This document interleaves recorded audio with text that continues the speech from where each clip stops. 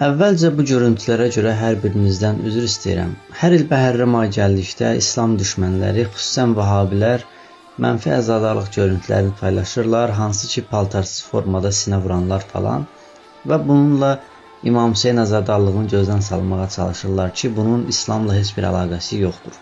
Mən buradan Vahabilərə demək istəyirəm ki, mənfi görüntülər axtarmağa qalsa, istənilən yerdə tapa bilərik. Misal üçün, sizin əqidə yoldaşlarınızın idarəçiliyində olan Kəbə evində. Həcc özü gözəldir, amma orada elə bir şərait yaradılıb ki, çox biabırçı görüntülər meydana çıxır. Bu görüntüləri niyə tənqid etmirsiniz? Ora Vahabilərin əlində deyə sərf etmir. Ancaq yapışmısınız İmam Hüseyn əzadarlığından, ən xırda qüsurları da şişirdib paylaşırsınız. Deməli, siz qərəzlisiniz. Sizin məntiqinizlə baxsaq, bu görüntüləri görən kimsə həcc ziyarətinə getməsin ki, bunun İslamla heç bir əlaqəsi yoxdur. Mən bu görüntülərin paylaşılmasına qarşıyam ki, Allah evinin ehtiramı aradan getməsin.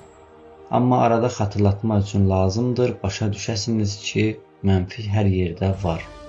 Əslində isə nə Kəbədə, nə də əzadarlığın özündə problem yoxdur. Problem həmin məclisləri təşkil edən bəzi düşüncəsizlərdədir ki, İslamı vurmaq üçün düşmənlərin əlinə fürsət verirlər.